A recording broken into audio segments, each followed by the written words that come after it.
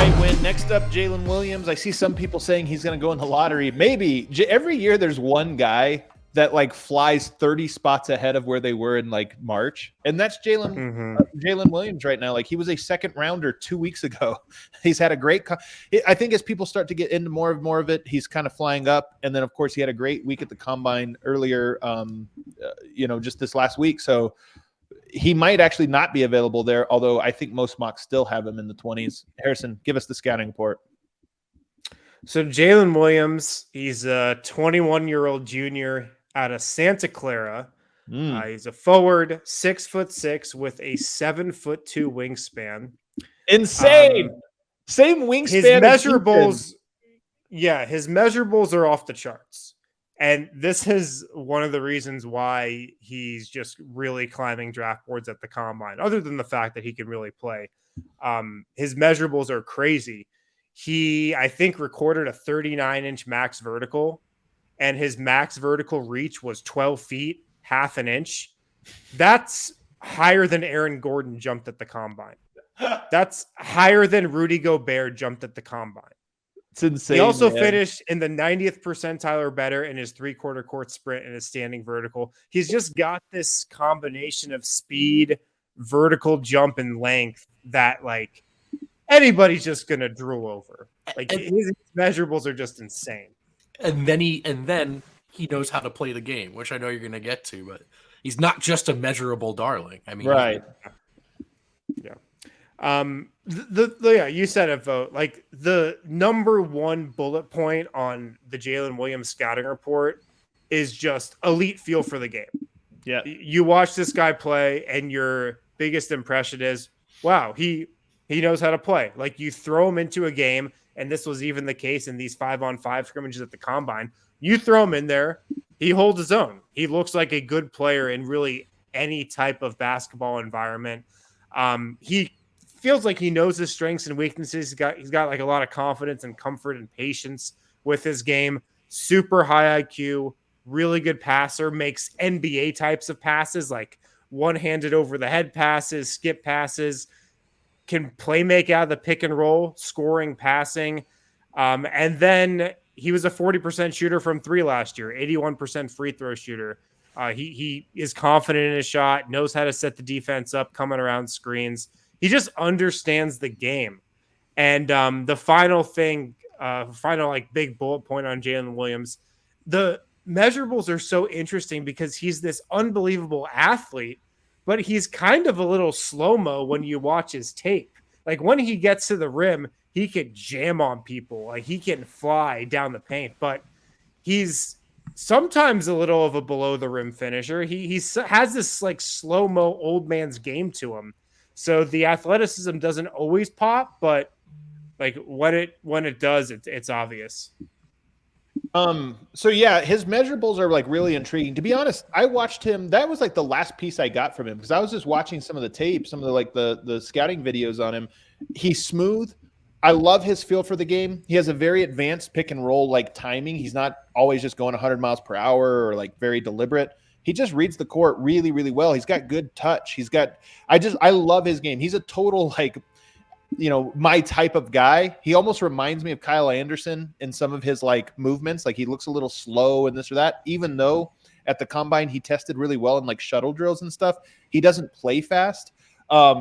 So you look at all those things and you think like my worry with him was like, does he have the NBA level athleticism? But then when you see he does have it, he just picks his spots of where to use it. To me, I see why he is flying up draft boards. It should be noted, he had a couple underwhelming seasons and then he's had one great one. So he's kind of like a late bloomer where it's like really come on. And that's always interesting, especially when you talk about playing in a small mid-major Santa Clara and not sticking out early on in your career. And then all of a sudden it should be noted. I don't know if it's that important, but it should be noted. So like initially mocked at 21, definitely going to be picked at 11 type of guy.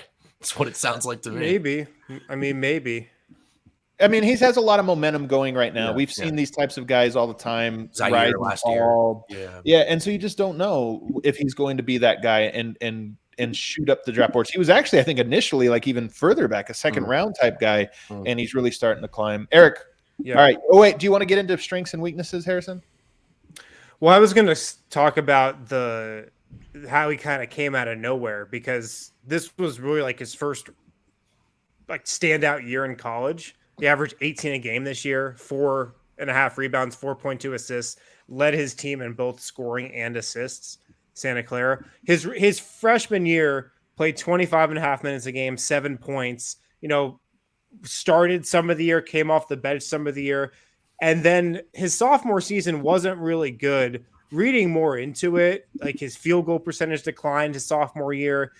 It seems like it had a lot to do with COVID. Apparently, Santa Clara was forced to play in like a different county from where they usually play at the Warriors G League arena due to the COVID rules in Santa Clara.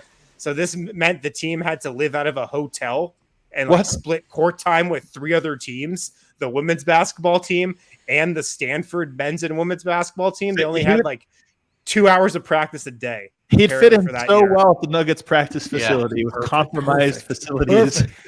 So perfect, man. It seems like there's some reason for the not great sophomore season. Awesome. The defense. You want to talk about the defense here? Because he's much more of an offensive prospect to me. He's got a good set shot. And I know the numbers on it aren't great, but I look at it and I go, man, that's a smooth looking, great balance, great release. Numbers on it were decent. Yeah. His defense is definitely behind his offense, but a couple things stood out about the defense. Like, first of all, his wingspan. His 7'2" wingspan is just going to really help anybody out. This is what we talk about with Bones and how we all think he's going to be a good defender long term, because he's just so long that he can get steals and get deflections that other guys just can't. I think his IQ is going to really help him on defense as well. He just kind of knows where to be. A bunch of his highlights on defense are him like coming over from the weak side to double team somebody in the post when they don't know that guy's coming, or just intercepting a skip pass. Like, he can read the game pretty well. And then also he's got strong hands. He just like rips the ball free of some guys as well. So his defense is definitely behind his offense, but I definitely trust that he can be an above average defender just because of his size and his IQ and feel. I think he kind of reminds me of Bones on defense in that he's not known as a defender. He has the tools to be there, and there's reason to think he could grow into it, but it's not like he's a natural defender. Like, oh, that's who he is. He's a lockdown defensive guy. My thought on it is, if you just, again, hypothetical lineup combinations here. If we just said you have Jamal Murray, Bones Highland, Jalen Williams, Michael Porter, Jokic, good luck stopping it, because Jalen is a guy that could become a third ball handler. Like, he looks comfortable. He runs pick and roll with Jokic. It's going to be great. And then you have all that spacing out there. It's going to absolutely murder. Defensively, probably not a championship defensive lineup right there. That's probably one. If you swap out Michael Porter and Aaron Gordon, another lineup that works. You still have 3 great 3-point shooters plus Jokic spacing the court. All that continuity still works. Your defense goes up a level. So he's really intriguing to me, but he is more of the Bones Highland-esque pick, where if you were thinking the Nuggets need to find their Herb Jones in this draft, he's not that. But he is a really, really good player that I'm like super intrigued by. Yeah, fit's funny because, I mean, need and fit can be 2 different things, right? Like, could you see a slower paced, high IQ, secondary to tertiary playmaking 3 playing with Jokic? Yeah, of course. Rushing. Yeah, of course. But I do think the biggest need, if we're going to operate under the pretense that Wind outlined, that they are looking for that Herb Jones guy, like, this isn't it, right? I think that's what we said. And he does. It's not it in terms of a defensive guy, but it's definitely in terms of a guy who can maybe give you some 2-way play from day one. Sure. Right. Okay. All right. Yeah. Eric. I mean, I'm intrigued. I don't know. To me, a big defender is what the Denver Nuggets should go after, right? We've heard this said many times. If this guy is elite defensively, like, I'm interested. If he's not, I'm not interested. Like, really, that simple? Yeah, that's kind of it. Like, the Nuggets are in a place. I don't know. The Nuggets are kind of in a place where they should draft for need. They kind of should draft for need. Like, I mean, that's always sort of a bugaboo when it comes to drafting, but like, they have their core in place. Like, now this is, and it really, like, I mean, we're worried about Michael Porter. Michael Porter Jr. is the one piece that I'm like the most nervous about coming back into play and actually being able to be useful like he was previously. But if he's able to, then truly perimeter defense and the ability to help not only keep people out of the middle, but then also help once they get into the middle is really all the Nuggets need. Who was a championship I don't know. caliber defender in last year's draft? I think there was Herb Jones, Davion Mitchell. Were there any other guys that you thought, like, if you plugged them into a championship team, they would fill the role of defensive guy? Zaire, like maybe a little. I mean, I don't know. Like he was. Who was drafted last year? What are the teams again? Bones Highland. Yeah. This is my point. Is I'm very bearish on the idea that the Nuggets are going to draft a impact defender as a rookie. Mm-hmm. I just think that's such a tall task. It might happen, and if that guy's available, a la Herb Jones, you might move that guy up 10 spots because he fills the need for you from 31 to 21. But if it's not, I don't know that Denver has to say we're only going. Oh, Mobley, yeah, it's a good call. Although even Mobley, to be honest with you, like as good as he is, it still takes players that are going to be rim protectors several years to get to that point. Grimes, we just didn't see it enough, but maybe. So there's just my point is you're talking about a very small list of players, and I don't think Denver can say we have to take an entire draft and whittle it down to the 4 guys, half of whom are going to be. I mean, like how would you approach this draft philosophically? Are you just best player available at all costs? I think you have to be in the draft. I think you have to be. And here's the thing. If you get, let's say you get a guy like a Jalen Williams, and he comes in and he looks just like Bones, only he's taller. The thing about Jalen is he's more of a 3. Like he could be at the 2-3 combo, like a combo guard because of that length. So if you have that, you might look at Bones now as more expendable next year or something like that because we get the same production offensively. He runs the pick and roll, he shoots, he does all this or that. Hey, he watches this show, dude. I'm not trying to trade Bones. I'm just saying, like, you draft sounds like you are. That can play, and then you can make your pick. So Jose Alvarado, there you go. Although that's a little bit of a unique one, not exactly a draft pick. So all right, let's get into it. To wrap this up, Harrison, what position is he? I think he's a 3, but he's also like a point forward. Yeah, like he can initiate offense. I think he's got some point guard gene in him too, where it's not like he's bringing the ball up the floor every play, but he can run pick and roll. He can like dribble. He can handle it. He can run pick and roll, like I said. So I think he'll probably settle in as a 3, but he's versatile because of his size, and he can just do a little bit of everything on the offensive end. If you run a pick and roll with him and Yoke, and you have Michael Porter, Bones, and Murray spacing, it's like, come on, man. Nobody's stopping that. And he's so big that the guy guarding him is likely going to have to be big to keep up with him. I offensively, I love it. I love these types of players. They're my types of guys. Yeah. It kind of seems like a really big guard to me in a lot of ways. I know it's not the entirety of his game, but he certainly has that element to it. All right, next one. Will he be available at 21? Originally, he was a second-round pick, like we were talking about earlier, but he's risen into the first round, even getting a little bit of lottery buzz. I don't think that happens. I think he'll settle into the middle of the first round. Should be right in the range of the Nuggets at 21.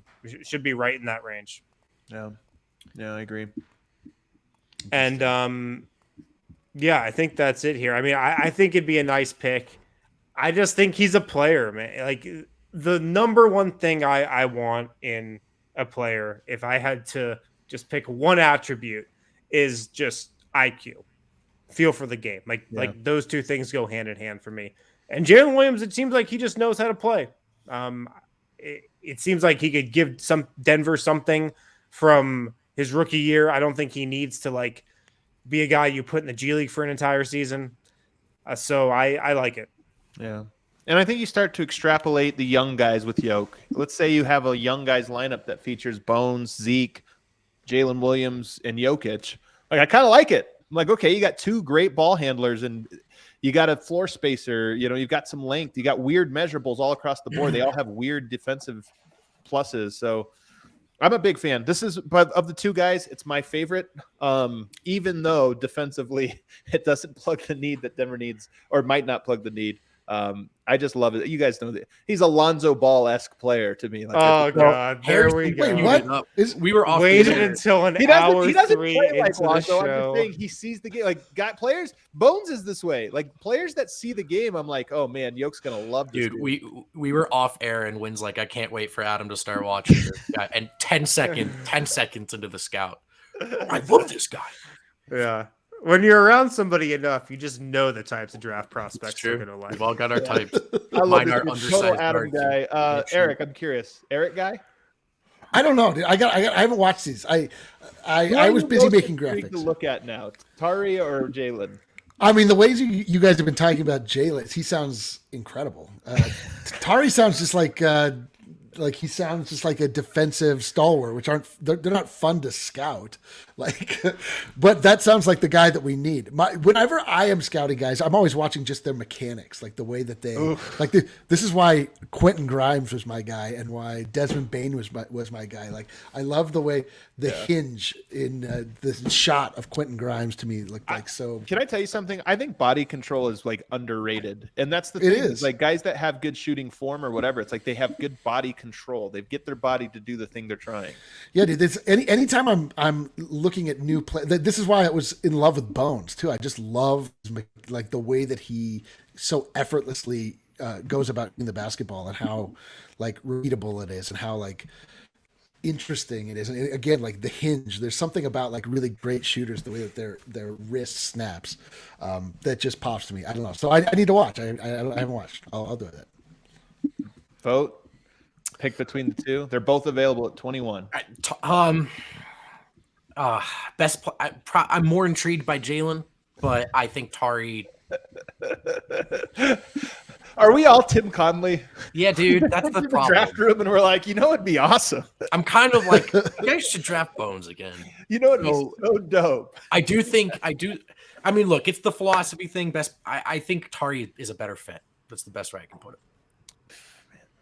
I'm telling you, there's just so many good defenders that get drafted, and for that, they're like, and then they just suck because they have no basketball skill. I don't think Tari's that guy. His production matters a lot, but both of them might go ahead. Well, that does it. Do you have anything else, Harrison? You want to put a bow on this? You've scouted these guys more than anyone. I mean, I've spent like one day on these guys. So I don't know if that's that much more than you. No, I think they'd both be good fits in Denver. Like, that's what I was looking to kind of find in these first few guys that we looked at. Just guys who Denver would draft, and you'd look at them and go, okay, like I feel good about that. Like that would be solid. This guy would bring something to the table that could really help the Nuggets this season. I think both definitely fit that bill. The last thing on Jalen Williams, I don't know if you guys see this. My style comp with him is Jeff Green. I see a lot of Jeff Green in his game. Just kind of like younger Jeff Green, not the Jeff Green that we saw this season. The younger Jeff Green. The only Jeff Green we've had.